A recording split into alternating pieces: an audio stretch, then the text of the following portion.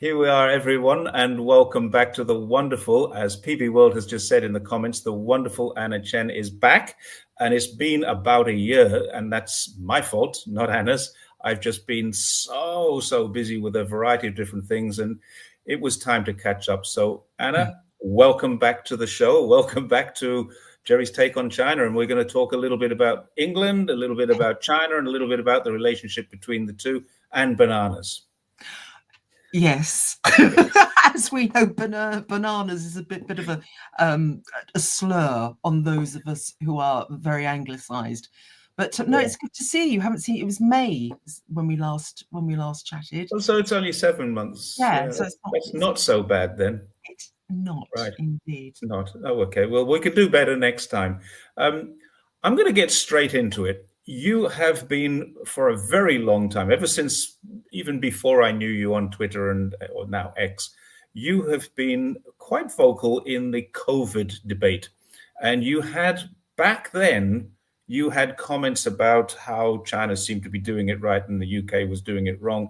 And now there is a COVID inquiry. What's Mhm. going on? You're following this really intensely. So what's going on with that?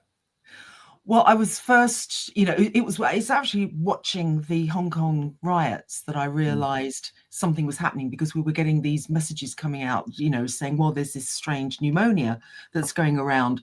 So that's the first thing that alerted me to it. And then at the end of, well, in November and December 2019, which is very early, loved one, myself and the cat got the identical cough. Mm. So loved one got it first, and I thought, oh, that's a bad smoker's cough. I've never known him to have a smoker's cough before. Then I had my usual bout of bronchitis in the December, and thought, that's what it is. But usually I bounce out of it after 6 to 8 weeks. This time I didn't bounce out of it. And then the cat developed the same rasping cough, which was very alarming. And it's only after, when you put the pieces together, you realize, oh my God, that was an early form of COVID that we had here. And I was told Likely. by the vet, no, it's impossible. Animals can't get COVID. now Hang on. now we know. Didn't it come from animals? Exactly. What have we had? Bats, pangolins, raccoon dogs. So we know it's from animals. So that was the thing. And then I watched this developing. Now, China's first response, there was a screw up at the beginning. The message came out at the end of December. So the local municipal people put out this notice. It was picked up by the world's press. So there is no excuse that by the 31st of December 2019 that we didn't know about it. So that's one thing. And then there was that mess up. There were the Chinese New Year, the banquet. That was pretty awful. But by the 20th of January, Zhongnan Shan had stepped in. He said, this is serious. I think the central government took over, and the local government were sort of ousted or sidelined it anyway. And that's when, from then on, from the 20th of January, China just did absolutely brilliantly. I was getting a lot of information from the Lancet. The Lancet was so impressed. Lots of scientists in the West were saying, well, they're doing it absolutely right. And then there was this peculiar situation where people leaving China were getting to, just before the lockdown, we're getting to Heathrow, and they said, I was told by one person, there wasn't even a leaflet there. There weren't nurses. There was absolutely nothing to keep track of people who were coming in from this region. So that was odd. And then you just had this situation where I think it's coordinated, because they did nothing. So instead of doing what China was doing and instituting quarantine, treating it as an airborne disease, which they announced on the 8th of February 2020. These are very important dates. 20th of January, Zhongnan Shan says, yes, it's human to human transmission. 23rd, there's the lockdown. And on the 8th of January, Shanghai tells tells the world this is airborne. And then what happens in March? You get the WHO, you get Canada, you get in Britain the Chief Medical Officer, Sir Patrick Vallance. Everyone's diminishing it. The IPC, the government's body which wrote the guidelines for how we should treat this, suddenly downgrades this SARS-CoV-2 to droplets.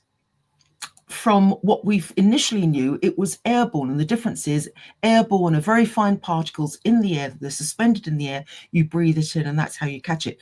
Droplets, within six feet, they're ballistic, they act on gravity, so they fall to the ground. And what this meant was that suddenly healthcare workers were given the inferior surgical masks, and they were dropping like flies. Yes. But strangely, what's very telling is that the healthcare workers in the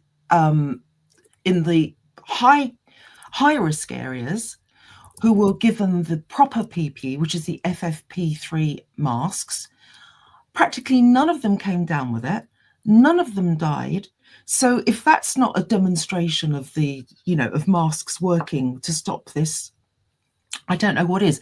But you had public health versus business corporate interests. One was trying to spread herd immunity, and now they don't talk about herd immunity, but it's by other means. And I write about this on my website. I've got the pages where I've just documented this. I just couldn't believe what was going on.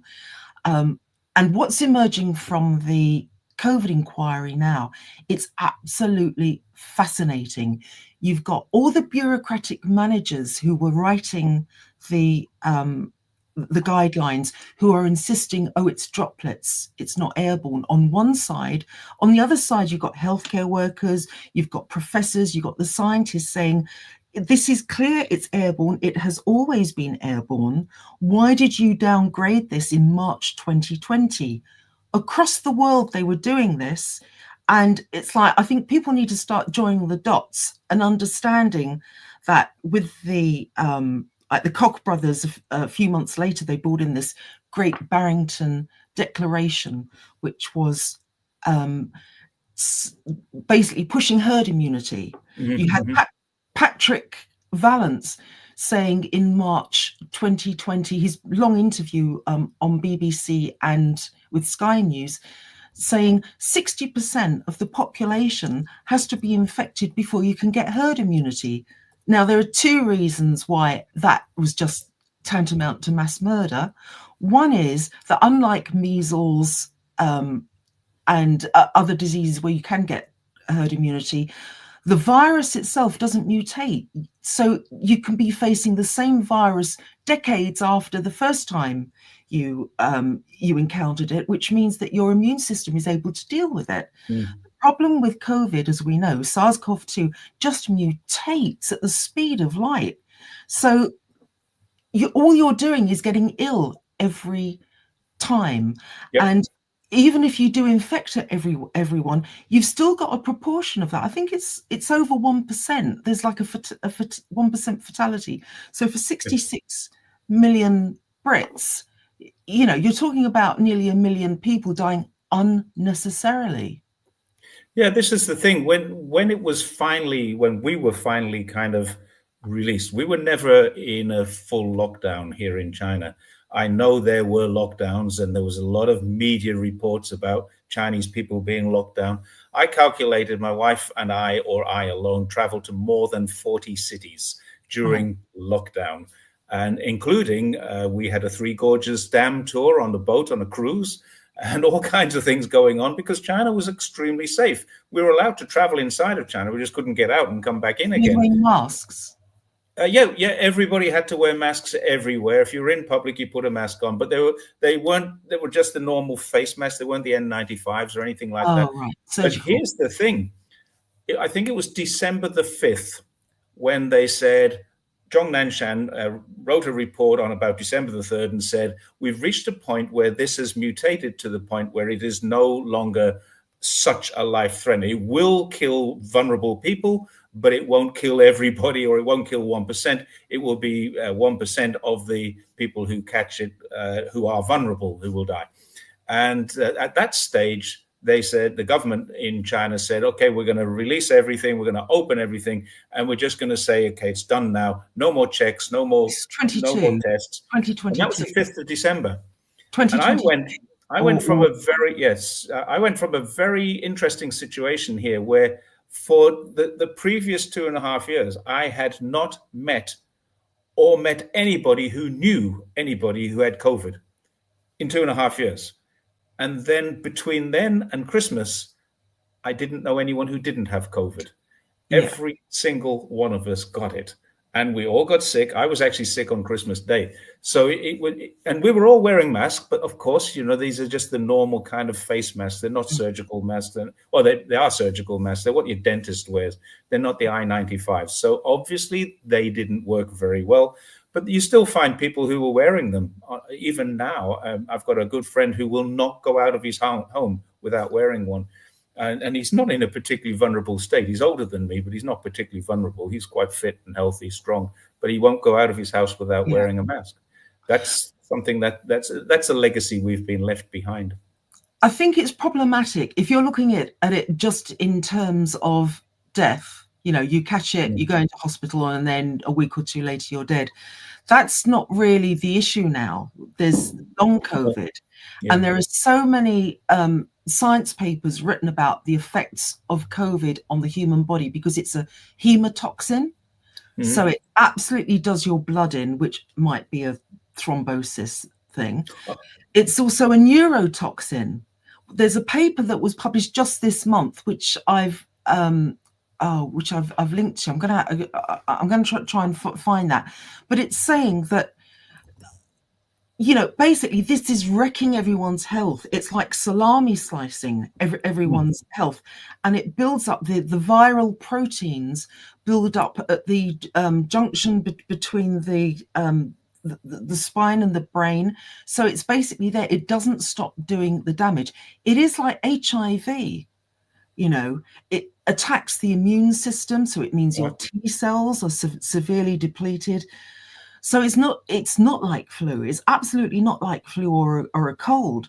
So I think, wear a mask, but also try and get hold. I mean, they are made in China after all, but the N95s or the KN95. Oh, we get N95s. If I'm traveling, I'll wear one. If I'm going on trains and planes, I'll usually put one on. Not usually, I will put one on. I will never just living around the town, no. I will never relax again, because I caught it again for a second time in August. Now, we've been basically shielding, and every time we go out, we wear a mask. A very good friend of mine, when we go for a drive, we both sit there in our masks with the windows down and the blowers full on and the back window, so that it's giving the air somewhere to actually escape as well. And that's done me absolutely wonderfully until August, when I relaxed my guard. A friend arrived, and he'd been doing a tour of his mates around the UK, and I said, can we make sure that we're doing a test on the day of arrival? He did the test. We're all negative. Fine. He arrives, but he's ill. Now, he said it was down to the fact that I'd done a glass of Pimm's each. He said, I'm not used to drinking. It's the Pimm's. It's making me feel ill. So he ended up going to bed. Then the next day, sat on that sofa you can see behind me. No masks. We weren't wearing masks because I thought, it's negative. The chances are he hasn't got it. So he did that, but then went to bed because he was feeling ill.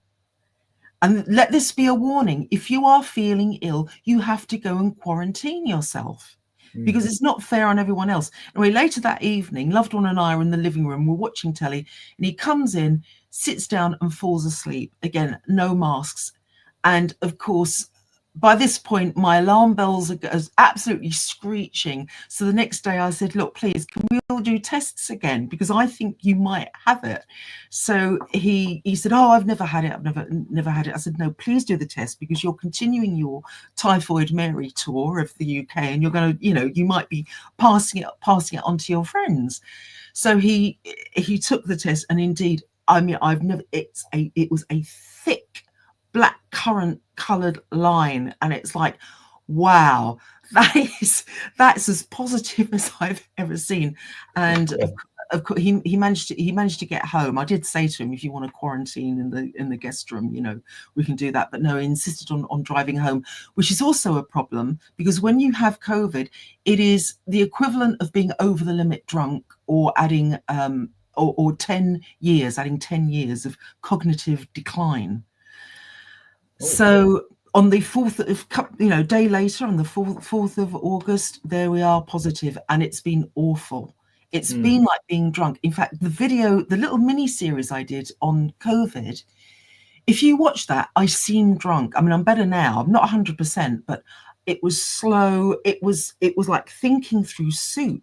I'm trying to read off the screen, and it's like you can't. It was difficult to project forward.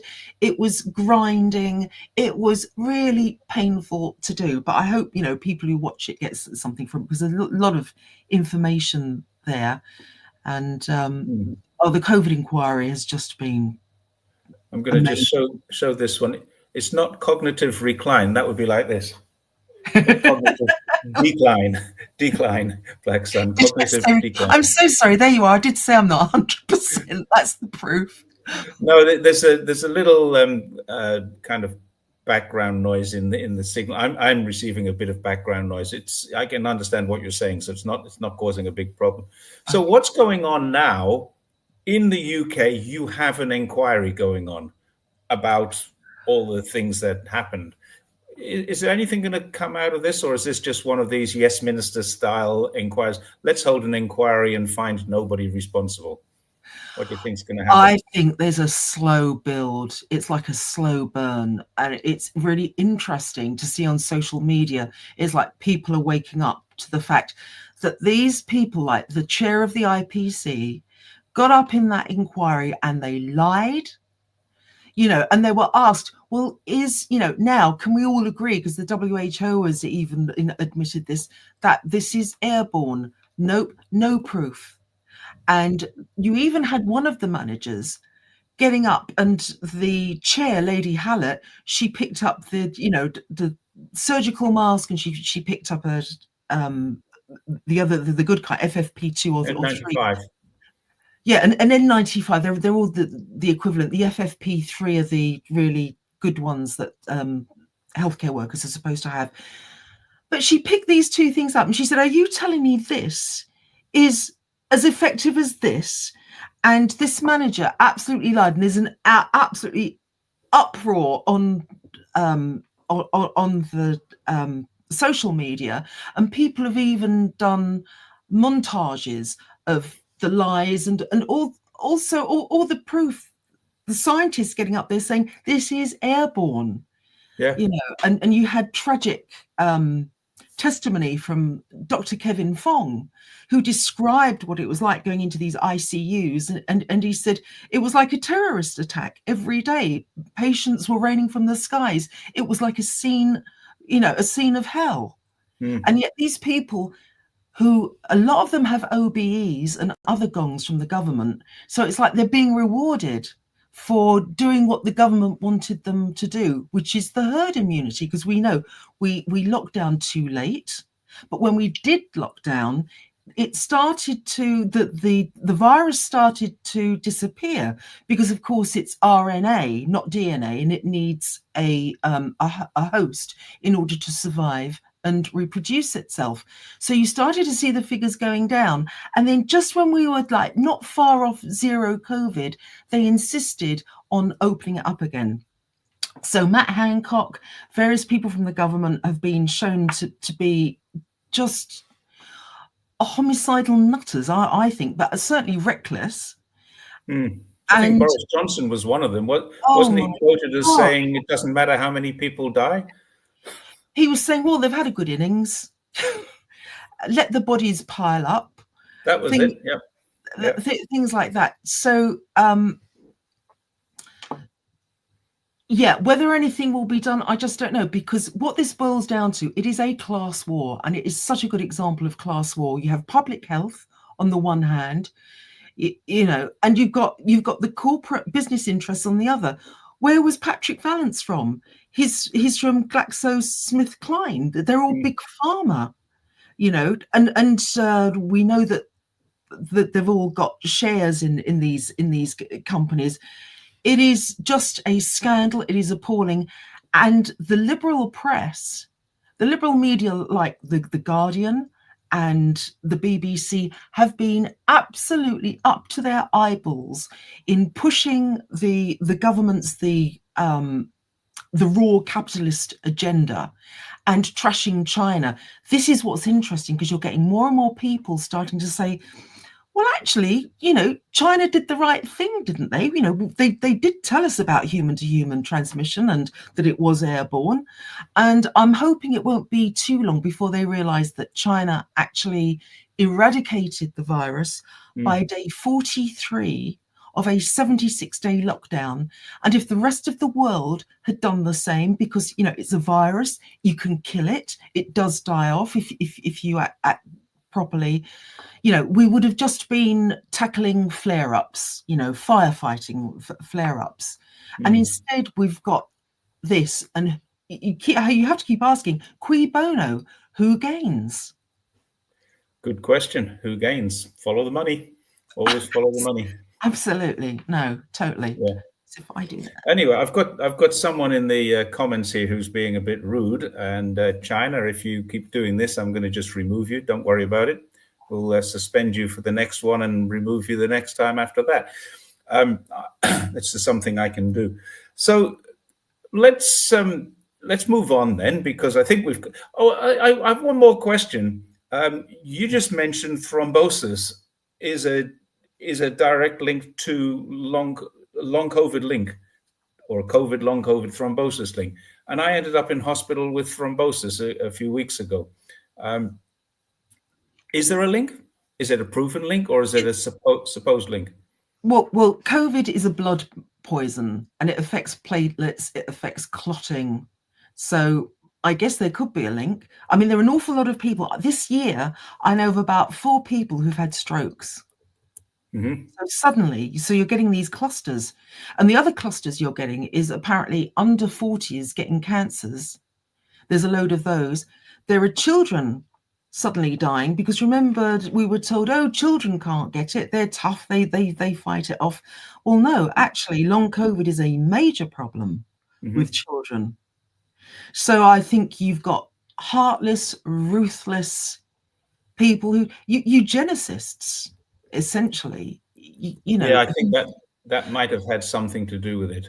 We're surplus labor. We are surplus labor. A lot of these people have contempt for hoi polloi anyway. They don't see, why should we be getting things? Why should we be getting the benefits of, being now the 4th or 5th? Are we the 4th or 5th richest country in the world? Anyway, we're right. 4th. So we're right. Sorry, beg your pardon. You're bordering 5th. I think India is going to take over, or may have already taken. But anyway, we are one of the richest countries in the world, and all of the benefits we had during that period of the post-war liberal order, which has obviously now come to an end as we enter the age of oligarchs. They're now saying, why should these scum be getting all the benefits of the profits that we should be getting? I mean, it's just anti-humanist. It's a nightmare, and I really hope that people start to be aware of what's been done to us. Yeah. Well, anyway, I hope mine. I'm also inclined to think that my thrombosis, which did land me in hospital for 5 days, and I am still under treatment for, and will be for probably another 6 weeks or so, maybe for life. Who knows? These things can affect you. But I also have a problem in that I sit right here in this chair for sometimes 12 hours a day. Yeah. Even though I cycle a lot, I'm back up to 25, 30 kilometers a day at the moment, almost every day. I'm missing days when I have something else to do, but pretty much every day getting a decent cycle in. But as I explained before, and this is for the benefit of people out there, when you're cycling, your legs go like this, your feet go like this. When you're walking, your feet go like this. And what it does, it stretches different muscles. So walking is much, much better. So is swimming, actually. But walking and swimming are much better than cycling for something like thrombosis. And if you're going to sit for 10, 12, and sometimes 15 hours in a day, then cycling is not going to help you get up and walk every hour or two. That's the advice I have, and that comes from the voice of experience. So let's move on and talk I about. just want to say I'm so pleased that you are still here and you look so fit. You look marvelous. But this makes me resolve to do my 10,000 steps every day now. I've got one of these. So yeah, just get the watch, count the steps. Even your phone, most phones have a step counter on them. Just use that. 6,000 a day, I was told, was enough. That's all. So you don't have to. I mean, if you want to aim for 10,000, that's fine. But 6,000 a day is enough. And we have and there's a few stairs. people agreeing with you. Black Sun, PB World, 10,000 a day. I agree with Anna. So yeah. So that's all I've done. I mean, I'm taking blood thinners. I'm taking something called diosmin, which is a kind of repairer, and another thing called Roxtel, I think it is, which is a blood thinner. No, that's not the warfarin, which is the rat poison, because some of the blood thinners are actually rat poison. Yeah, when I start talking like that, you'll know. And Let's move on. And you're in the country of garlic, so your blood should be in immaculate shape. Usually you'd think so, but it's not. I do eat a lot of garlic and ginger as well. Bananas. Why are bananas in the news in the UK? Well, this is interesting. You know, having been designated a banana for a lot of my adult life. Okay, for the benefit of anyone who does not know, a banana is an Asian person who lives in a white environment, right? You're yellow on the outside. It's and white on the yellow on the outside, white on the inside. So it's a slur. But I just think, well, that's it. You know, I was born and raised in Britain, in the West, with all the cultural inputs. You know, mostly British, of course. It's going to be. But the banana. Now, this is really interesting. I think the fact that so many people have reacted angrily. $6.2 million. It's gone for. Someone's actually bought it. And by the way, when you buy it, you don't actually get the banana or the duct tape that's sticking it to the wall. You get a set of instructions, which is even better. So there is all this outrage. Now, if you look at this, I think it's absolutely wonderful. You've got the fruit that probably rots faster than any other fruit, you know, as all of those who have those of us who have fruit bowls, and we see the bananas getting browner and browner with each hour, and it's a race to eat them before they go off. So you have this thing that's very ephemeral that is stuck to the wall. Why is it worth 6.22 million?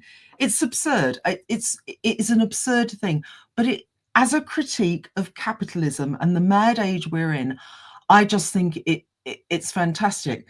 Because what is more absurd than printing $36 trillion worth of debt with nothing to back it, right? This is all it's a fantasy, the dollar now, which is why I think, you know, I mean, the BRICS countries are really alarmed because not only has the dollar been weaponized and there are sanctions being inflicted willy-nilly, but you know, that whole trade thing. How are they going to trade on something that is just printed paper?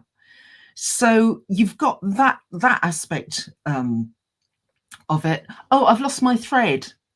Sorry, this is I'm going to plead. We're comparing the cost of 6.2 million in a banana to the US national debt. Yeah, so that's one thing. I mean, it's a critique of this sort of situation. You know, what gives a thing value?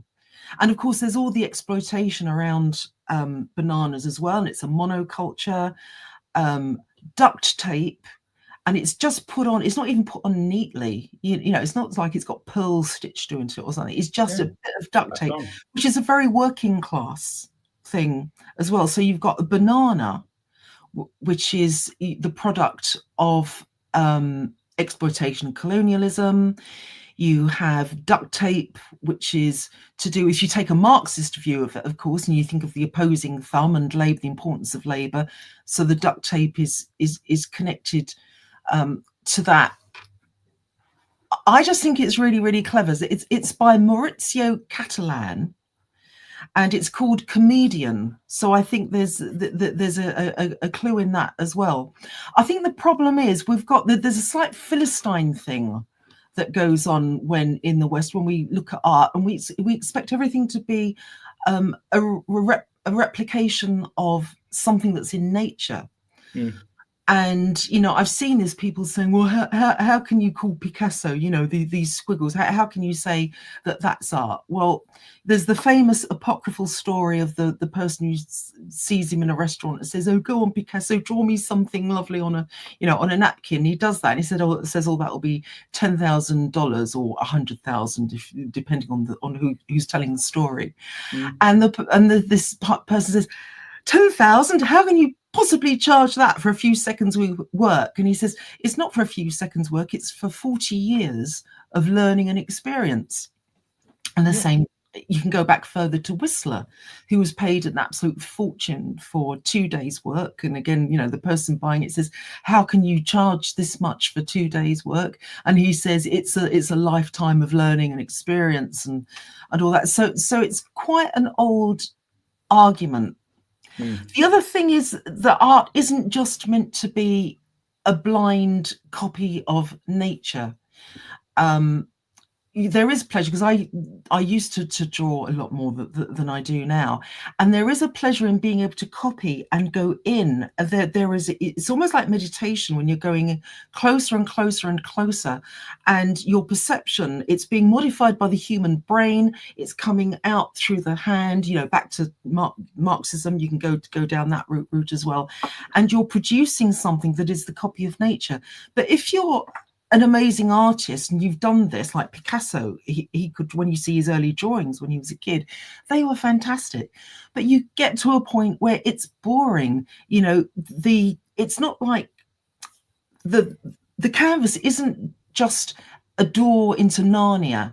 It's not a 3D illusion. Some artists want to look at the surface of the paint of the canvas itself, and they're telling you something. I mean, you had the early colorists like the Fauves, which Matisse was part of, which that translates as the wild beasts or savages.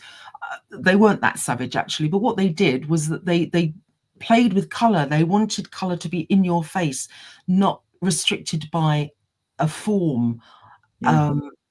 Then you get to Picasso, where he gets to Cubism and what he wanted to do, because now that, once artists had experimented with the flatness of the plane of the painting, he wanted to now deepen it and recreate that depth. So if you look at Cubism, you can see what he's doing, all these angles. He's doing fragments of the thing, but you need to know what the thing itself is. So if he's painting a violin or he's painting a face or the human form, you have to be able to recognize that. So it's not pure abstraction. Yeah, it's a very strange thing for me. I have absolutely no artistic integrity whatsoever. I look at a piece of art and I either like it or don't like it, and I never think about the symbolism of it. I never think about what work went into it. I just look at it and go, "Oh, that's nice," or "Nah, I don't get that." And I know I was in an art gallery in Tibet about 4 or 5 months ago, and I was walking around the art gallery with a young lady and a young man, both of them educated in the UK, both art students, fine art students. And we walked around, and most of the art was like, wow, this is great, this is great. And then we got to one, and I looked at it, and I said, I just can't make this out. I don't think I like this one. And the girl started to laugh. And I said, what's the problem? She said, that's the only painting in this gallery that my father painted. Oh my God. And I'm just being honest, wow, this is great. This is beautiful. And I got to one painting, I just couldn't. And she said, don't worry. I can't make it out either. It was called Anti-War. And I looked at it, why, what is it? Tell me about it. She said, honestly, I can't. It's my father's painting, and my father has described it to me, and he can't explain it to me in a way that I can understand it. I can tell you all about this one. She says, pointing to the next one, which is some Tibetan guy on a horse, and you know, it actually looks like art to me. But So, sometimes it's it's the pure experience of the painting. So, for example, I remember the first time I saw Van Gogh, the chair, which is mhm, lovely. It looks great on postcards and posters. When you're actually standing in front of it, it's amazing because it shimmers. There's a real effect, and it's like if you stand in front of Rothko, they're so huge that they have an effect on you. I remember I used to know Patrick, the late Patrick Heron, who is one of a British painter, and he was well known, and he got the rise taken out of him for this because he painted stripes. I think this was in the 50s. He painted stripes, and it's like, well, just painting stripes. What does that mean? And he was explaining, you could see the bits of the canvas underneath. So what he's doing, he's looking at pure color next to each other, and then he developed from that. So he went from stripes to these paintings that were huge in his studio in St Ives, where he would juxtapose a vivid yellow with a red and a green and a zingy violet. I remember him saying the zingy violet was his favorite color.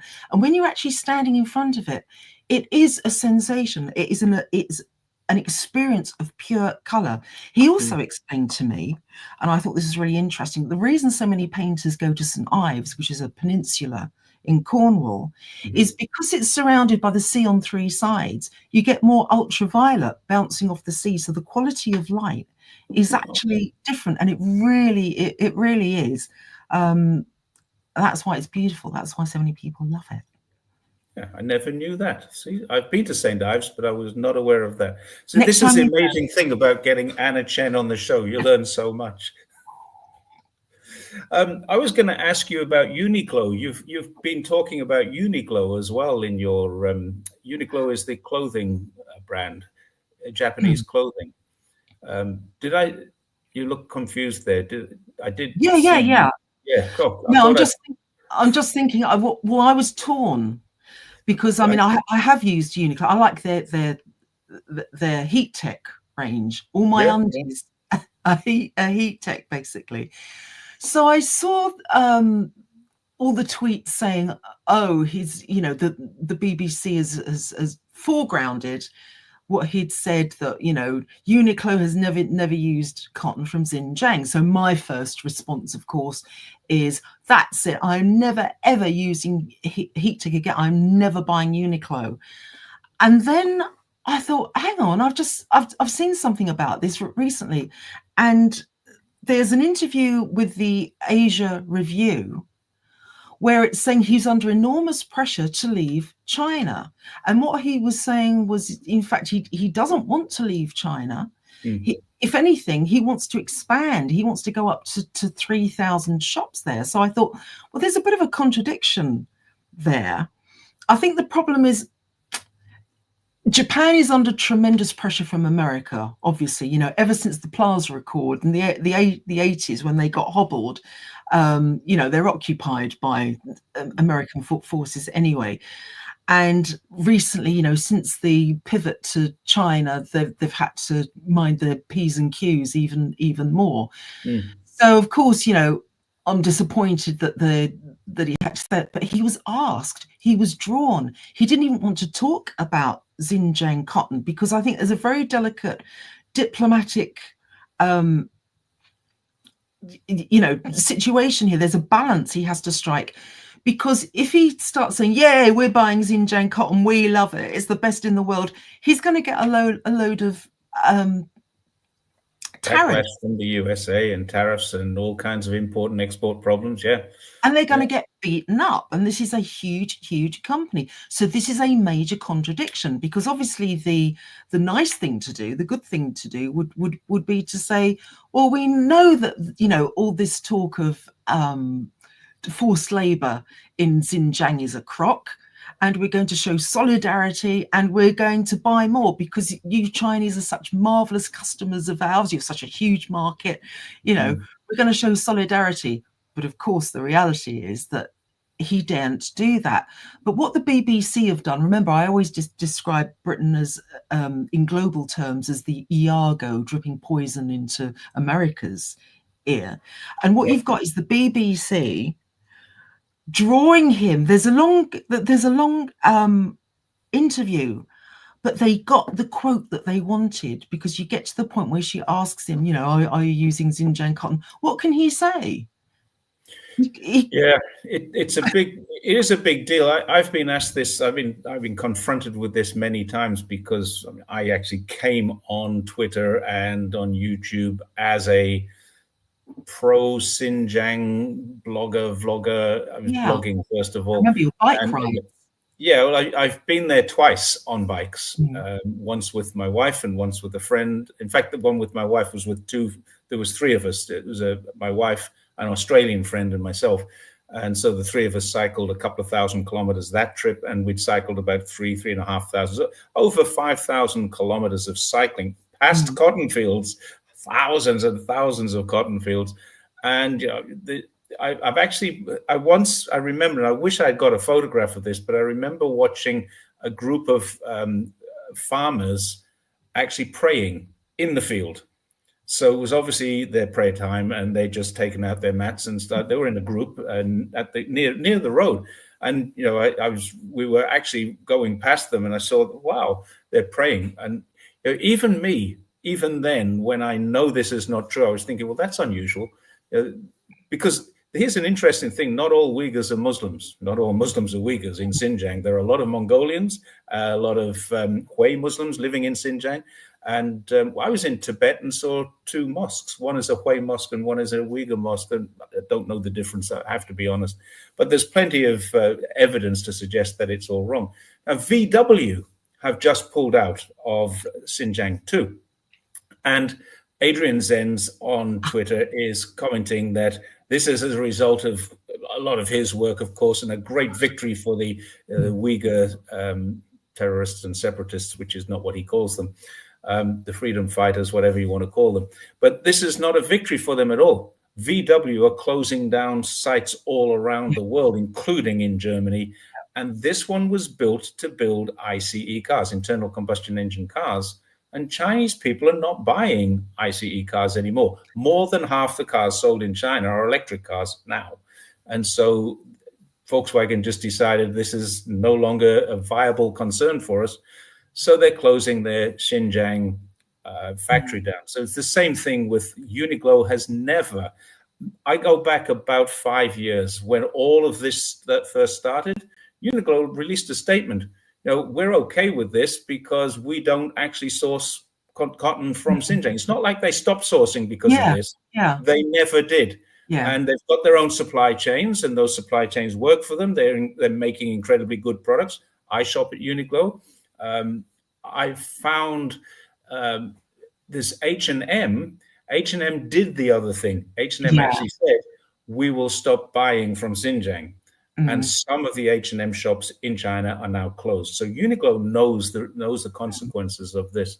3,000 stores is his target. And I'm willing to bet, now I can't confirm this at the moment, but I'm willing to bet he's got stores in Xinjiang.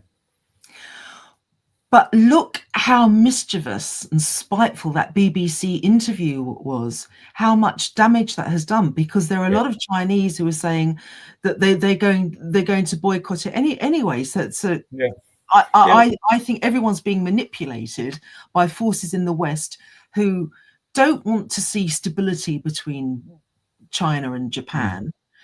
And, it's just directing hatred onto a company. Yes, we know about Japan's history, and but I think that's a separate thing to having these stores. And this guy is obviously trying to keep out of the politics. He even said in this interview, stop, I don't want to talk about this. And he said it's politics. But remember, and the other thing is, as we both know, the forced labor in cotton rumor started with Mark Lukowitz, who was the chief of the Better Cotton Initiative, saying this. He made this claim, and what's his other job? He's the chief of Supima, Female, yeah, which is the American marketing organization. And it's like, if that's not conflict of indeed interest, it I is. don't know what Yeah. is. But of course, they just have to make these statements, and then it gets blown up by the poodle press into these Yeah. things to shape a narrative. And I feel sorry for the Uyghurs who actually own their cotton farms, who've saved up, own their cotton farms. They're using state-of-the-art tech from John Deere Mhm. in America. So the whole thing is turned up on its head. And meanwhile, we're not looking at the forced labor that actually goes on in America. It was 2.3 million prisoners, the biggest prison population in the world. I think it's a bit less now, but 40% black as well. And what are they doing? They're all having to work for Mm. for Mm. peanuts. There is there is a debate going on in the comments. I don't know if you're watching these No, I comments. can't see that. Okay. Oh, there's a comment. There's a Right, debate going on about your family name. Is it Jiang, Zheng, Cheng, Chen? And how would it be in Mandarin as opposed to Cantonese? I don't Do you know. know? All I know is that my Chinese name is Yun Xi Chen, or So it'd be Chen Chen Yun Yun, Si. But Yun Chen, Xi. is Chen Mandarin? Because you're not from Hong Oh, Kong. do you know what? You're, I've got. Oh, I wonder if I can find it. My dad wrote my name for me. I don't know if this is going to tell you anything. I don't know if I can put my talk amongst yourselves while I try and it's not that important. I think the debate is over yeah. now. But yeah, It must be it's probably Cantonese, because he did originate from, I think, around where Shenzhen is at the moment. okay. So in Canton, so the family goes back to Canton. I think we were Hakka. Big feet. Yeah, it's quite likely. Well, if you find yourself tracing your roots back, you're going to be in this area. We're not far away. We're an hour's drive from Shenzhen now. Oh, Uh, I'd love. and so someone says, "Shame on you, not even knowing your own name." I think somebody put this one up. Does that look familiar? Um, Chen doesn't sound Canto. It's No. Chan. Oh, right. I mean, the whole I know everyone's Chen, so Yeah. I've got a niece in Hong Kong. I'm going to put this to her. Okay. Well, we'll cover it next time. Don't worry. We'll cover it next time. We don't have to. Where am I here? Hide that one. I think actually, no, it's true that I should know how to write my name and all that. But I think, in terms of hanging on to my Chinese identity, given all the pressures of being here in Britain, I don't think I've done too badly, I No, hope. I think you've done okay. So we've talked about Uniqlo, we've talked about the banana, we've talked about COVID. Another thing I had on my list here was, and I'm not sure what you know about this, but maybe this is a thing I can tell you a little bit about, low altitude economics, or the low altitude economy. Have you heard of this? No, Mile High Club was about the closest, but I Okay. don't think that's anything to do with. Well, this is the future for China. There are several different product areas, such as EVs, batteries, or not so much batteries, but power storage and solar panels, that the government has said these are the things that are going to help the world, and we're going to help to make these into viable commodities for the entire world, and focus on getting them to be the best they can be at the cheapest price they can be, so as the whole world can benefit from green energy. And the other one, internally, we're going to focus, because I'm in China, are going to focus on the low altitude economy. Have you heard of that? No, I'm depending on you to give me a quick rundown now. Okay. Well, there is a city in Shandong, very small. Actually, it's a town in Shandong. It's a very small area where they're experimenting now. And they've basically just sold their airspace. Now, everybody knows about the way that China's local government develops its own economies, and that's by selling land, developing land. They don't sell it, they lease it. And the farmers who have that land get benefit for the next 70 years. It's a fact. This is a little known fact. When I first came to China, I was talking to a bunch of my kids, teaching kids, and they're all quite well spoken. They spoke pretty good. I was doing university preparation, so they're all pretty good. And we're talking about how many rich people there were in Zhongshan, because we're talking about social society and things. And one kid puts his hand up and says, all the farmers are rich. What do you mean? If you see a guy driving a Mercedes, he's probably a farmer. So, well, explain yourself, explain what you're talking about. And what it was that the government takes that farmer's land, and for the next 70 years, he gets rewarded for giving his land up, and he gets income from it for the next 70 years. And these are the people who have built the factories that make our shoes, our clothes, our whatever, or they were until the new economy. And the new economy is now much more technology. So when I first came here 20 years ago, Zhongshan was full of factories that made shoes and jeans. Jeans were a big thing here. And there's one part of the town that makes lights. Something like 70% of all the lights in the world come from Zhongshan, a little place called Guzhen, which actually means ancient village, but it's not. It's a really, really modern town, which is just full of lighting factories. But now the low altitude economy, what it means is these deliveries in the air. We're getting drone deliveries. If you want to order something from your local, even Starbucks, if anyone wants to do such a terrible thing. I saw the Starbucks and KFC. There's a discussion going on in the comments about that. I made a video about KFC earlier on today or yesterday, and there's a discussion being going on. If you want to order KFC or Starbucks or any of those things, or Luckin Coffee, you can have it delivered by drone. Not here yet in Zhongshan, but in several different cities where they're experimenting with this. And in order to deliver by drone, then you have to pay the local government a fee for the use of their airspace. So it's going to be like a road tax in the air. So they're now renting out airspace in Zhongshan, in China, not in Zhongshan, but in China. So we have autonomous driving. I was in Guangzhou last week, and we pulled up next to a taxi that had no driver. I looked at, I said, that taxi's got no driver. And the person I was with said, yeah, they're quite common around here. And sure enough, I saw about 10 more in the space of a few minutes. These taxis with no drivers. That's the first thing. Then we've got autonomous buses that have no drivers. And now we've got drone deliveries, driverless deliveries, I guess. So I'm wondering what's going to happen with jobs, particularly kind of the low-level educational jobs. The people who are doing these driving and these delivery jobs are mostly the lower-level educated. That's not always the case. I have a friend who has a PhD who drives because it earns him a lot more money than his discipline does for the time being. But he's driving and earning good money with a PhD doing deliveries. So that's the way the economy is going at the moment. How's it looking in England? I mean, I'm just really worried. Now, I have seen these drones delivering coffee, but I'm worried if all these jobs are being taken up by robotics,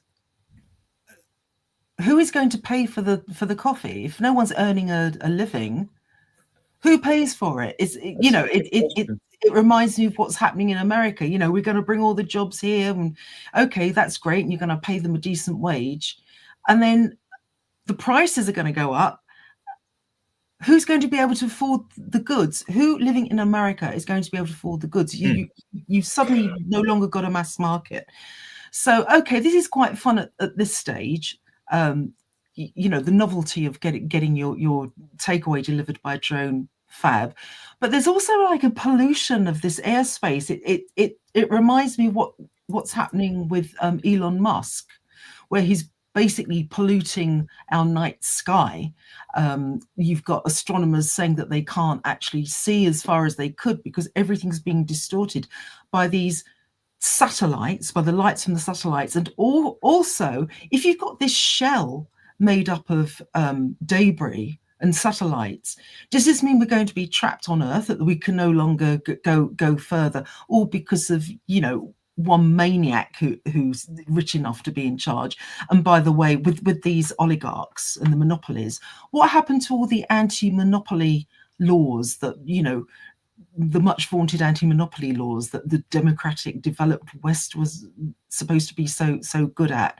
Why did that not stop this happening? And I think a lot of these people, I'd say, with the guy going back to the banana, the guy who bought that, okay, it is outrageous that he actually paid 6.2 million, but is that not also a sign that he wasn't being taxed enough? And a lot of these people who have got money to burn on this stuff, the ephemeral stuff, why are they not paying taxes? Why have you got this polarization, this division now, this growing division between rich and poor?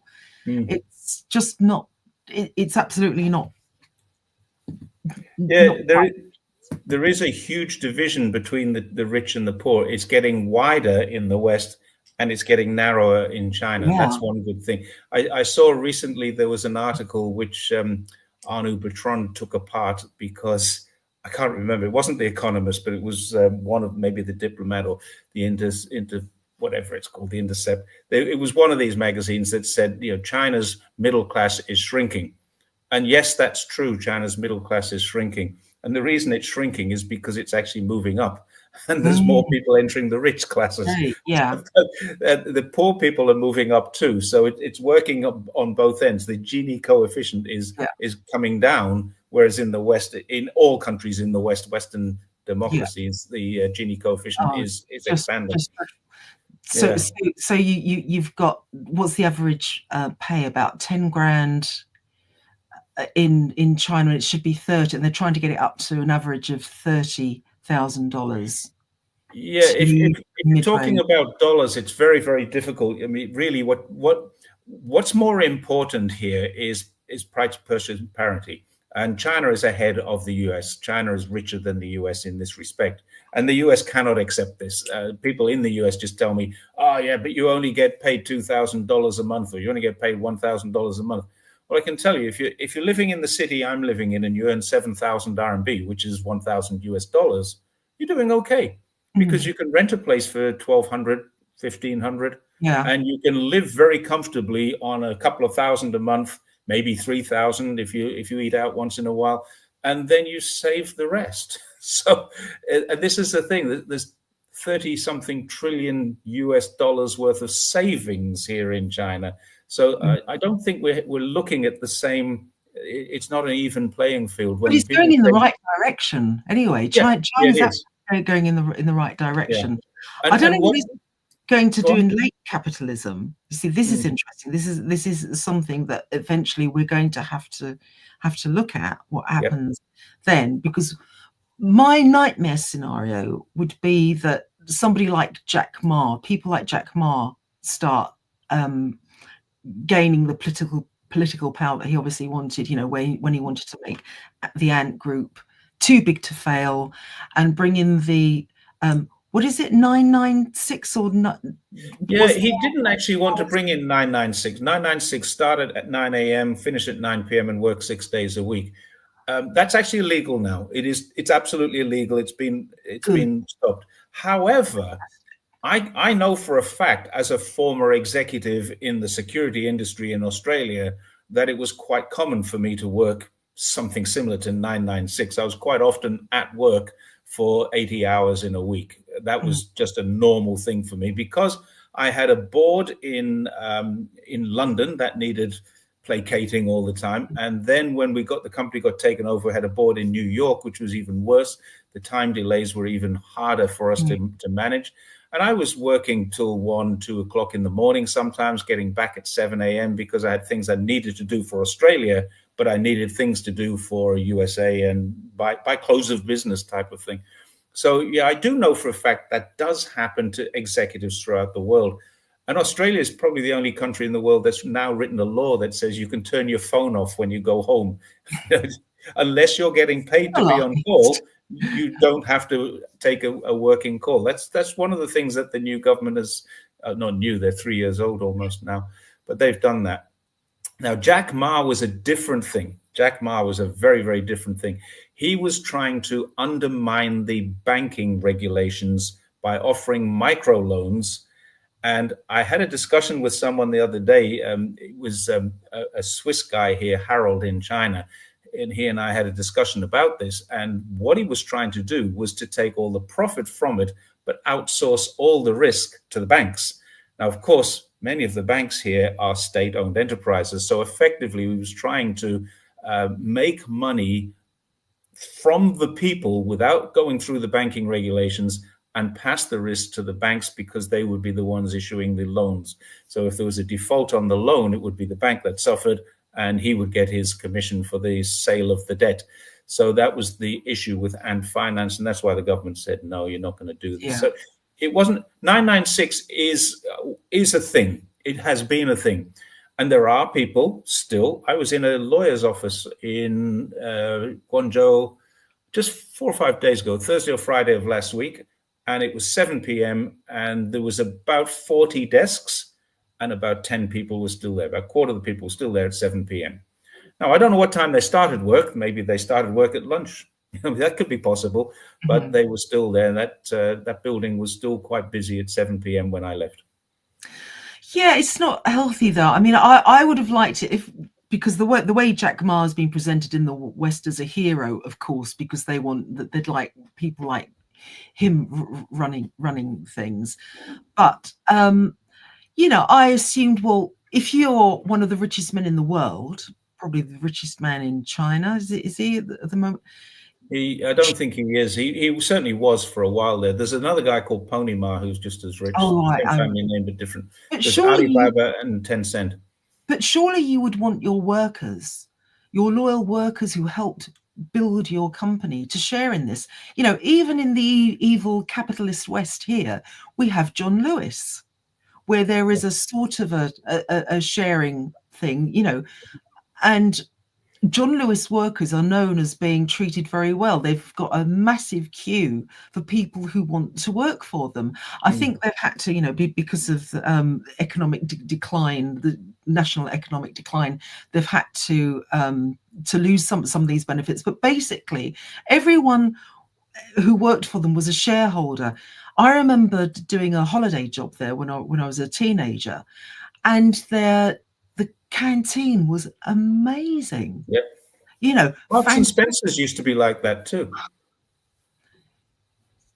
Yeah, their links to certain part of the world sort of is a bit more off-putting. But that's why I said used to be like that. Yeah.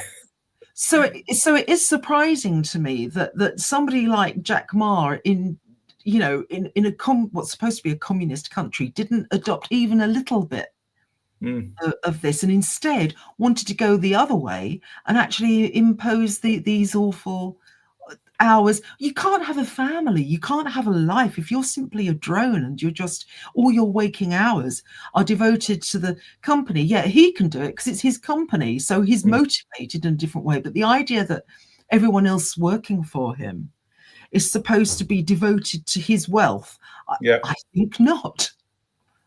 There's a lot of criticism of people working in Huawei who are doing a similar sort of thing. Huawei is a very, very different kettle of fish, though, because it's not publicly listed, it's not privately owned.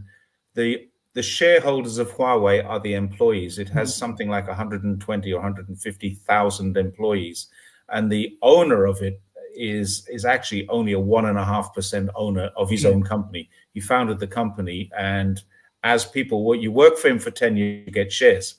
You stay with him 10 years more, those shares belong to you now. And when you want to sell them, you can sell them back into the company. You can't sell them outside of the company.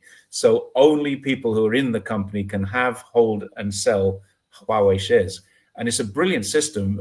It's a cooperative, basically. The people who work there are the people who own it. Yeah. And that encourages that all of them, when they had trouble, Ren just said, we've got to work harder. And they did. They stayed at work. Then, of course, there are people who don't have the shares yet, who are being kind of forced, coerced, encouraged, whatever the word is. They're working longer hours than they ought to be, because when the time comes and they've hit their limit, they will get the shares. And then they will get more from that. And there's a lot of people coming out of Huawei retiring, and they're 45, 46 years old. They're retiring. They've been there 20 years. Wow. No, that sounds like a pretty good model. Mm. Yeah, it's not bad. Okay, so last one, brain drain. Do you know what's going on at the moment with China's recruiting policy? Is this because China's paying higher wages that the West can't afford? Apparently so. And yet China has the lower GDP per capita, but it's offering very good incomes. So if Yeah. you want a job, here's what you do. You get a PhD and come to China. Ah, I think this is why the West is being so vicious towards China, why the character assassination is just off the charts. Just that Mm, Kevin O'Leary thing on CNN, where they're all discussing as if it's the norm, how they can take down China. And it's like, mm. what are you talking about? Aside from the fact that China saved the West from In America's, 2008. the global economy from the 2008 great crash, which was greed induced, and we never hear about that now. And look what China did. It was responsible. It was a stakeholder in the global economy. It came to the rescue. It saved the world, you could say. China saved the world.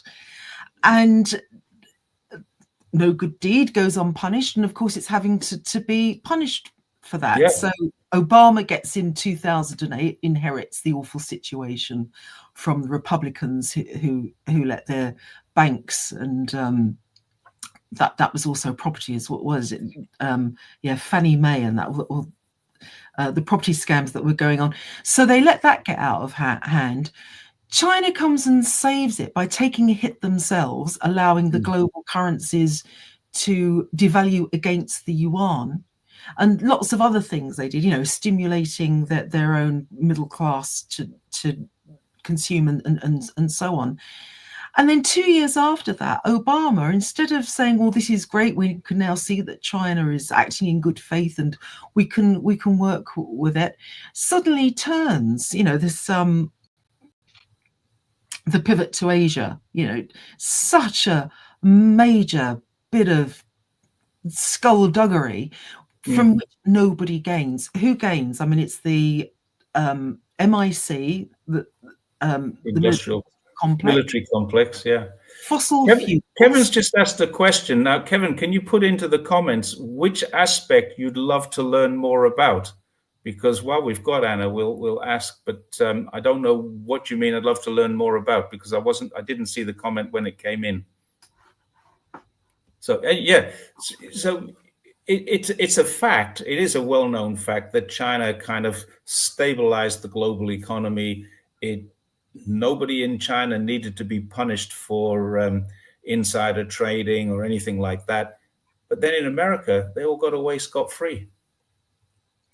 No, it was really, really bad. I'm going to, I think, can I post my link to Shakedown Yeah, please page, do. which has been written over nearly 3 decades. It's the timeline of America's 21st century war on China. How do I Just go into comments comments? Connect. and I've tap got it to in. connect. What does that mean, connect? Oh, I've Oh, now got to. are you on a phone? Um, I am. Hang on. Let me see if this will let me.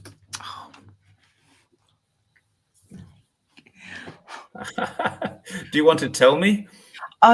Yeah. How can I write it so you can post it? Oh, that's Yeah. absolutely nonsense. If you can spell it out for me. Um. Well, it's www.annachen.co.uk. .co.uk. .co.uk, and then it's /China/shakedown. Okay. That's got some of it. And I also wrote in 2018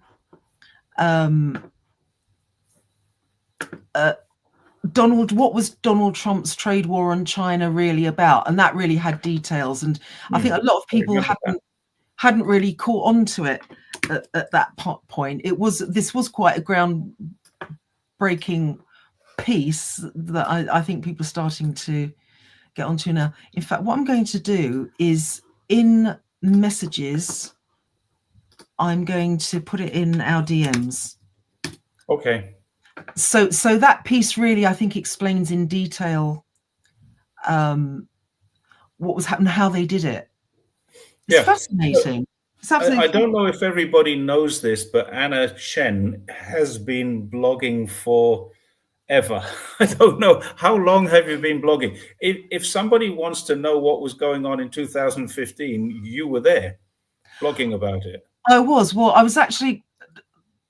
I've been blogging since 2008, and as you know, X has deleted my account. No violations, 6 appeals.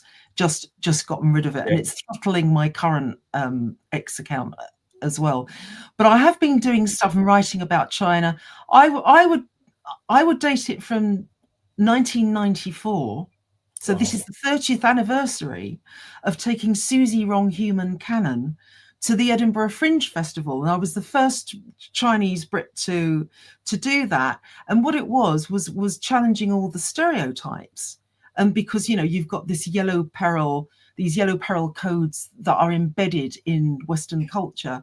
And growing up, I was thinking this is absolutely wrong. Why is this happening? So I did this show, took it to the Edinburgh Fringe Festival. The coup de theatre, the high point, is where I got this blow up doll, because of course this is the image that's foisted on us, and I had a pump action ping pong ball gun coming out of its business end, and at the right moment I ended up machine gunning the audience with ping pong balls out of this A sex toy. this blow up doll that we'd stuffed with K-pop to make it look as if it was inflated. But that was my comment. You could say that was like my banana stuck to the wall with duct tape, perhaps. And Your own version of symbolic art. it was a violation of social niceties, and it was a major laugh, and I really enjoyed doing it. But Did you? since Just one then, question about it, though, Anna. Did you encounter any pushback from the establishment? Because what you were doing was kind of cutting edge on the verge of rudeness for 1994. well, the opposite. I just got a whole load of press. I mean, it was really positively received. I think it's because no one had done this before, because it was a first. So you're allowed to do that. There's certain snarkiness from people who, I think that there's the white masters of the universe who'd been the dominant group in the post-war liberal order. When they see that their dominance is threatened, and remember, Chinese aren't supposed to be capable of original thought. So to see somebody coming up and doing that, I think it frightens a lot of white guys, especially, who can't take it, and they have to delete you or cancel you, or otherwise make sure you're no longer strategic competition. We've all seen that happening, certainly in the pro-China space, quite a lot, sadly. But it was something that I thought had to be done. So I wanted to put down a marker for Chinese people and Chinese women in particular, and say, well, hold on, we can be as bright as you, or even brighter, actually. And I think that frightens them as well. So I ended up writing a lot and performing. My poetry is centered around a lot of this. All this stuff can be found on my website. Yeah. So annachen.co.uk is the launching page. Go from there and really find out a lot about you. I've got a question. There's another one coming from the audience. When did you apply, or were you invited to the Fringe Festival, the Edinburgh Festival? And from that to me seems like that's the kind of place that would probably have been run by the white majority, the establishment. How did you get in there? The production company, Mulan Theatre, just said, right, we need to take this up to Edinburgh, because Right. I'd been doing this and talking about it, and I'd done various other things before, but this was the thing that sort of propelled me into the public eye, doing that. The press was phenomenal, because at that stage as well, you have to remember that Western capitalism was secure. They didn't feel threatened by someone Right. like me necessarily coming on. I mean, some did, yes, but overall, it was still positive. There were still gaps in the BBC, for example, where you could put up an alternative argument, which is why I ended up making programs for the BBC, basically just trying to get rid of these stereotypes that were there about Chinese people, that we're supposed to be subservient, you know, we were supposed to be, I don't know, sort of sex bots, and very diminished and dehumanized. And my argument was that if you have a people who are dehumanized, it's very easy to attack them, because you have this blank canvas on which the dominant forces, the elites, can write their narratives, as we can see that they're doing now. So they're describing Chinese as, you know, not trustworthy, not, you know, clever but not intelligent, all of these things. And my goal, my aim was always to challenge that and to say, we are human beings, we are here, you know, you can argue with us, you don't have to love us, but you have to treat us as equal human beings, which they weren't, and which now there's a concerted effort to make sure we are thoroughly demonized and dehumanized. Okay, I'm gonna throw this question at you, because it's a fair point. You have been to China, but you haven't lived in China. No. There's another question about whether you would prefer to live in China or the UK, and we'll come back to that. But you don't actually blog and talk about China affairs. You blog and talk about your situation as a part Chinese person living in the UK, and the relationships that creates for you. I think, would that be fair to say? Yeah, I mean, I was born with a foot in each of two major cultures. And because I'm in the belly of the beast, in the heart of the British Empire, this gives me a very good view to look at the way the propaganda and you know, the mind manipulation has been working. So of course I would talk about this. You know, perhaps if I'd have been just treated as an equal from the start, I might not have noticed, and it might not have been an issue. But first of all, I've always been interested in China because my dad is Chinese, you know, and I've never denied my Chineseness. I know that there was a thing that some Chinese did that. In fact, my dad tells a story. He came over. He's dead now, unfortunately. 20 years on the 27th of November. That was the 20th anniversary. But he said when he came over as a young man at the end of the 20s, Chinese had such low status, and it was the Japanese, you know, who were looked up to, that some Chinese men would grow moustaches in order to be mistaken for Japanese. And my dad and his friends, and I'm not saying this is a good thing, children don't necessarily go out and do this, but they would get these Chinese guys, and they wouldn't beat them up, and they wouldn't rough them up, but they would shave off their moustaches. So that's the sort of attitude that I was brought up with, I guess. And it made me not servile. You know, the pressure is on Asian people, Chinese, to be servile, to be sidekicks, to be overlooked. You know, you think of even Bruce Lee kicked up against this, because when he was cast in The Green Hornet, it was as the sidekick, the Asian sidekick to the European white American hero. I loved Bruce Lee, you know, who was challenging all sorts of stereotypes. And I was also born, so I was growing up in a punk era, whereas it was expected for you to stand up for yourself, to have pride in yourself, and working class people, that you didn't sort of tug your forelock to people who are in power. And I think that was very healthy. And what it does is, I think it develops your mind, it develops your ethics, your principles.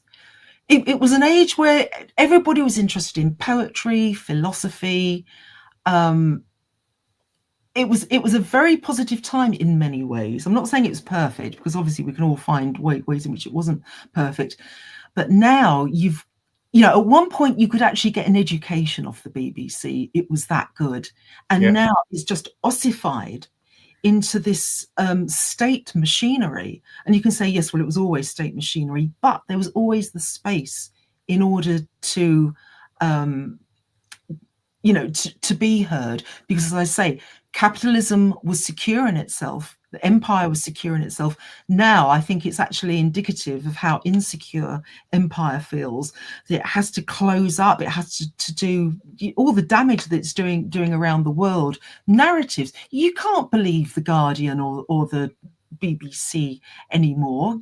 What are their agendas? It's something quite malevolent. You were a columnist for The Guardian for a while, weren't you?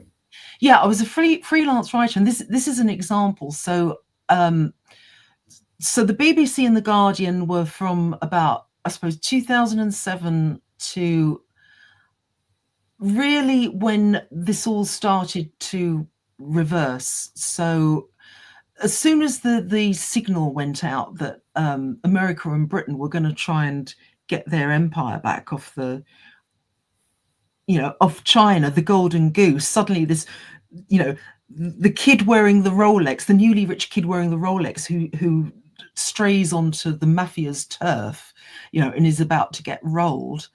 Suddenly all the doors closed. And for some strange reason, I was never asked to write. During COVID, the early days of COVID, having been a writer for The Guardian, I was offering my services and saying, I would like to write, to have a right of reply to all the trash that was being talked. But nothing. They were so scared. They could not let any one breach in their narrative. Nothing. And that's how insecure they are.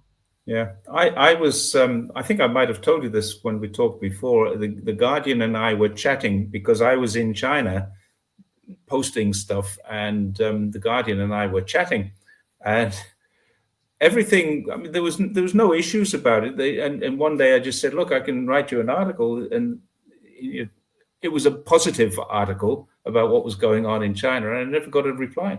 It just stopped. Yes. Dead. Yeah. And it was like, what happened there? And I wrote a letter. I wrote an email back and said, "Hang on, did you see what I'd written? And is there no reply?" They don't care. Remember, somebody said that it's the American desk, run by Simon Tisdall, that seems to be running The Guardian. Right. And also, a few years back, after the Assange affair, the deep state security services actually went to the Guardian offices and forced them physically to smash up their hard drives. And I think from that moment onwards, really, it's been run by, well, you can just see what they're writing. It's like, I'm finding the same thing even in publications like the South China Morning Post, the Straits Times. In the Philippines, because I read a lot of international stuff, and in the Philippines, it's really, really. And then I found out that the only big major independent of the Philippines is supported by the National Endowment for Democracy. You just can't win. You just don't know where you're going. What am I reading here? This doesn't seem right. And then you go looking for sources. I have actually written for the South China Morning Post as well. I was doing stuff on Chinese here, because the Chinese in Britain, there's a very interesting history there. And again, I made this 10-part series with a very clever, very, very talented producer, going all the way back to Chen, who was the Jesuit priest who was welcomed by James II in Britain, and just all the different waves of Chinese who came to Britain. I was always interested in that. So I wrote, I was writing pieces for the South China Morning Post, and again, like you experienced with The Guardian, that suddenly dried up. But they've got some weird writers there. They've got some good ones too, but they seem to be more weird ones. Why in Britain, while the country has so many great people, an example here, does high society seem to win all the time? While the BBC actually the BBC does a decent job with its documentary or some of its documentaries Yeah, and its nature, yeah. but it does a terrible job on important issues.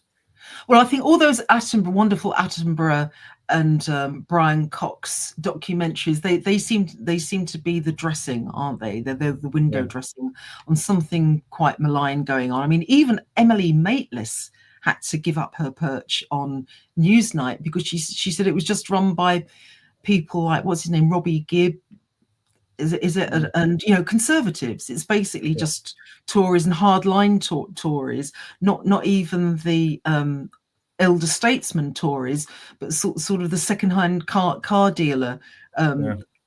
lot. It's yeah, that's quite It's sad. But interesting though, because the country has so many, and I'm British. I know this for a fact. The country has so many great people. What's going on? Why are we so misinformed and ill-informed? well, first of all, the media has all gone over to the dark side. The mainstream media. I can't think of anything there that is happening that is putting out positive information. And there are a couple of good journalists on the Guardian, and I've tried to engage with them, and it's nothing stumm. It's like they're frightened of even talking about the China elephant in the room. Mm, But you said about what was it? BBC in high places is doing well. You have to remember that during the 50s and 60s, when you had this explosion of working class talent coming out, because Britain, even though it was bust, it had managed to fund the National Health Service. It really poured a lot of resources into the boomer generation. mm, mm. Um, and you had all this creativity coming out of it at the art schools as well. You had the Beatles, Mary Quant, Vidal Sassoon, all the movie makers, the actors. It was such a fabulous time. Um, and to the extent that even being sexy, so people from the upper echelons, from the nobility, the aristocracy, they were regarded, no one wanted anything to do with them. And you had baronets' daughters who wanted to shag, what was his name? The Barrow boy, the famous guy who hung out with the upper class. So you had the class system almost, well, culturally, certainly, turned up on its head. Right. And gradually, it's like the upper classes have just clawed all of that back in. Yeah. I've no idea who the Barrow boy was that you're talking about there, God, but I can imagine this. The Duchess's daughter wants to shag the Barrow boy. yeah, Ah, I missed so that's what much. was happening. You had debutantes who were, rejecting their background and going out with revolutionaries. It was a very rich time. Mm. And there seems to be nothing like it now, that everything is ossifying and retreating back into, well, what I keep saying, it's so boring, I know, but the superstructure collapses back into the economic base. My loved one's listening to this and he's probably laughing, because it's like I say that about once a week. But it's like, it's true. Look over there's an example. You're collapsing into the economic base. Is he saying anything to you to support that, or does he argue against that? Oh, he knows it's true, but it's like Right. he's heard it rather a lot of times. But I will keep saying these things until the penny drops. Yeah, and it will. I don't know how but it has to change. I think you're right. I can remember back in the 70s, there was all kinds of, even the TV shows. We had Foxy, who was the revolutionary in a comedy show. We had things Oh, like that going on. yes. Wolfie, his name was Wolfie, and his Citizen, prospective mother-in-law called him Foxy. Citizen, Citizen, oh, yeah, Citizen Smith. Citizen Smith. That's the Yeah, one. yeah. Yeah, you could do things like that, and you could have characters even in the young ones. I know it's a comedy. Okay, that's easier, but just everywhere there were people challenging this foul order. From, one of my favorite a lot of my favorite comedians are American. So Lenny Bruce, Bill Hicks. I wish Bill Hicks was around now. George Carlin, absolutely wonderful. So Linda Smith here in Britain. You had very intelligent, clever people who are able to wittily challenge the absurdity of this system. Yes. And Yes. our institution, remember, we had lots of institutions with law, in the culture, that were able to uphold these values. And it did feel for a time, it wasn't just a cliche, it did feel like everything was getting better. And then it's like it's like a roller coaster. You're going up, and it's fantastic. We're getting to the peak, and then everything slows down and stops, and then you start going down the other side. And that should be exciting, but it's not. No. Unless you have a Thanatos impulse. No. Yeah, well, that's right. We've got to an hour and a half, which is longer than I Wow. expected to go It's tonight. flown by. Do you have any parting words? I'm going to put your annachen.co.uk back up.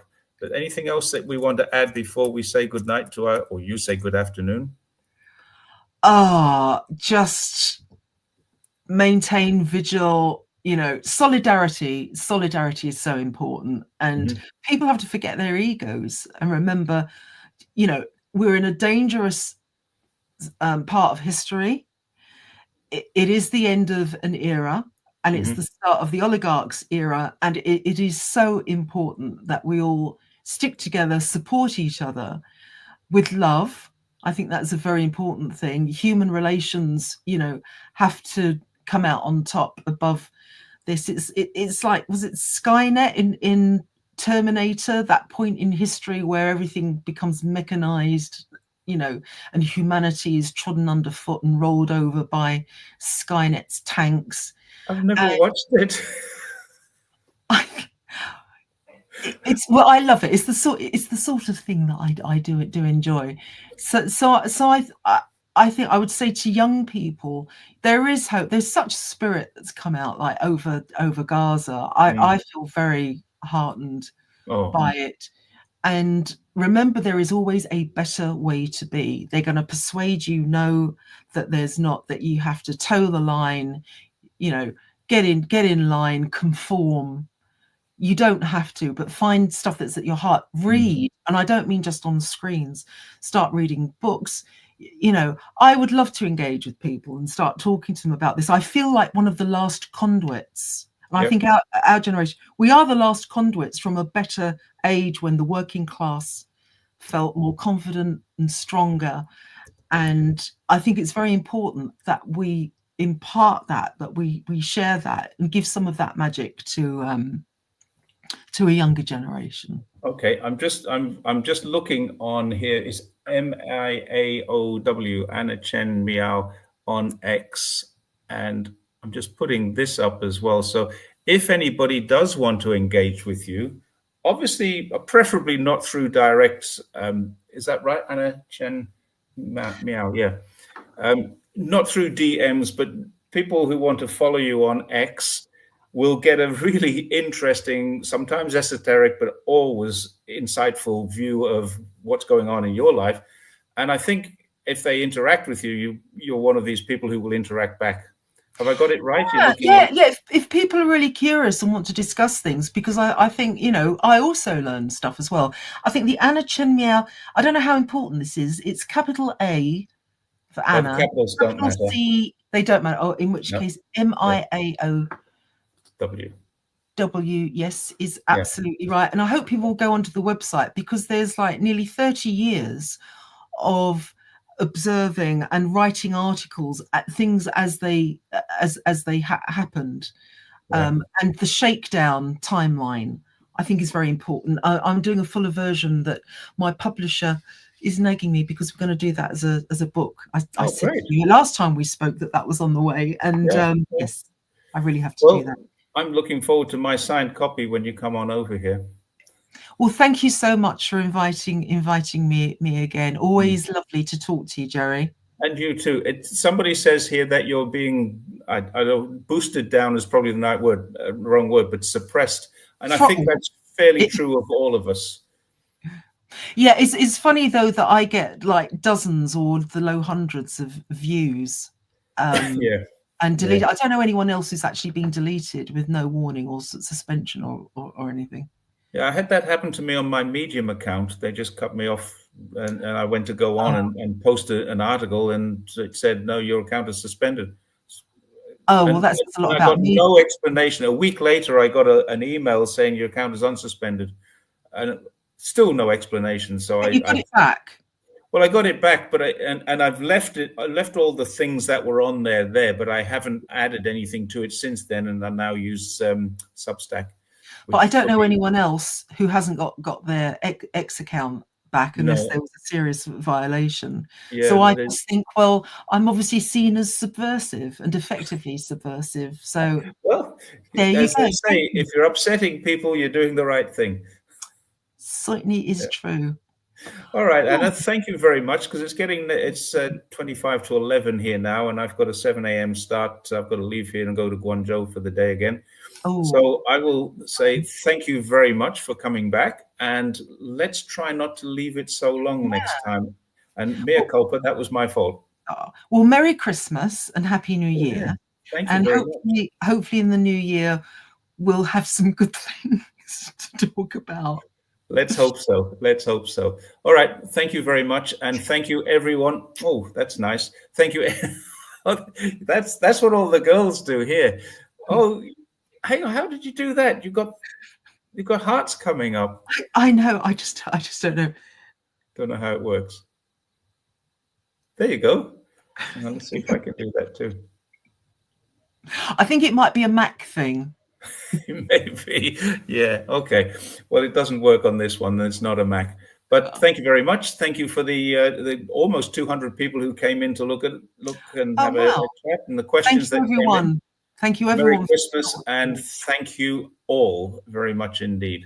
So we will get you back here in certainly within the next 6